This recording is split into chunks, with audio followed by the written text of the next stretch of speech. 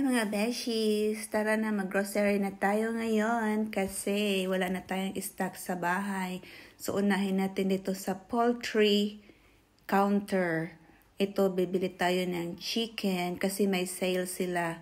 Tatlong small whole chicken ay 3 for 10.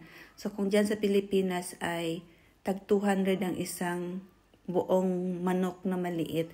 Pero yung maliit nila na manok dito ay malaki pa rin kaysa manok natin dyan sa Pilipinas. Kasi parang ibon lang kalaki yung 1 kilo dyan or wala pa nagkilo. Hindi pa nagkilo ang chicken dyan tapos mahal pa yung presyo. So ito na 3 ang kinukuha kong chicken. So pinapakita ko kay Dion na small. Tapos, dito naman tayo sa minced beef. 3 for 10 din siya. Kasi gagawin ni Dion na beef patty para sa burger namin kung gusto namin kumain ng burger. So, dito naman tayo sa vegetable area. Ayan, kumuha ako dyan ng sweetheart cabbage. Kasi ito yung madali lang na maluto yung sweetheart cabbage kumpara sa ibang cabbage na available dito. So, magtingin-tingin pa tayo kung anong pwede nating maggulayin. So yan, spinach, magkuha din tayo ng spinach para sa magmunggo sana or pwede rin yang isahog sa chicken tinola. So kung ano na lang ang pwedeng maluto. Tapos kuha din ako ng sitaw, sitaw ang gusto ko kaya lang beans ang nakuha ko. So yun, nagkuha lang ako ng mga gulay para kung anong maisipan na gulayin ay meron na tayong yan lettuce, kumuha din tayo para sa salad. Si Dion naman ay kumuha ng rashers or bacon. So yan na yung mga nabili namin at this moment. Tsaka bumili din siya ng milk, fresh milk yan, 2 litro ng milk kasi para pag magkape kami or mag-tea, meron kaming pang mix sa aming tea. Tapos kuha din tayo ng juice. Different juices, may mix yan, mango or orange and then pineapple. Gusto ko din kasi yung pineapple juice. So, hindi naman lahat natin inumin yan. Lagyan din natin ng plain water para hindi masyadong matamis. Tapos, mag-pizza kami mamaya pag uwi namin.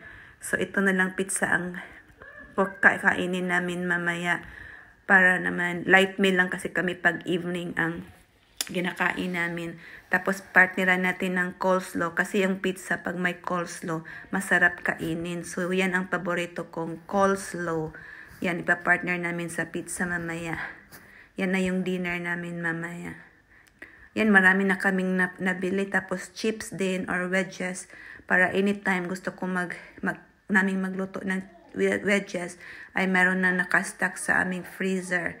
Tapos gusto ko rin magbili ng mixed vegetables kasi gusto ko yan yung ganyan na mixed vegetables para sa fried rice kasi gusto ko yung fried rice na mayroong mixed vegetables tsaka ham or rashers ang isasahog din. Tapos meron ding yung french fries na gusto ni Dion, oven chips yan ang tawag dito. Yung medyo hindi kalakihan, yung regular lang ang sizes kasi pag medyo maliit naman, ayaw na namin kumain ng mga maliliit na fries or french fries kagaya dyan sa Pilipinas, parang maliliit siya. Tapos mag-cereal din tayo kasi sa umaga or sa evening gusto din namin na magkikrave din kami ng cereals, lalagyan na ng fresh milk.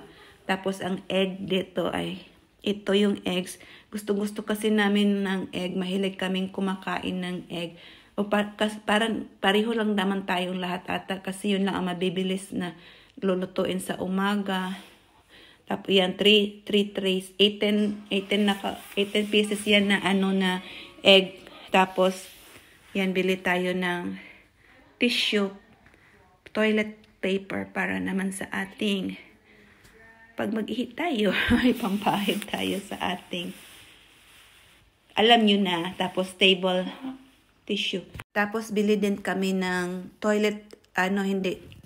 kitchen towel kasi wala na kaming stock. So tinitingnan namin kung saan dyan makakamura yung pinakamura pero quality siya.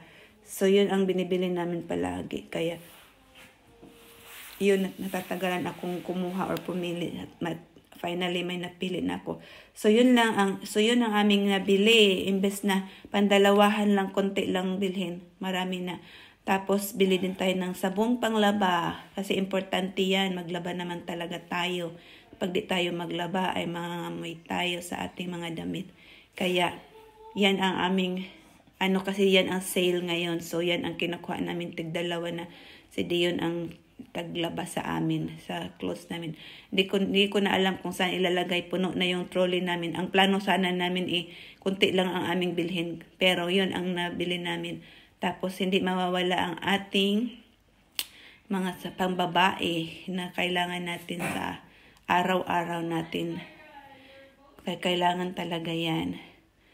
Sale naman siya, kaya yun. Tara, bayad na tayo. Yan na ang aming nabili. Good luck sa aming bill. Ayan, credit card pa more, kas pa more. Hanggang dito na lang tayo mga beshies. Until next grocery. Bye. God bless.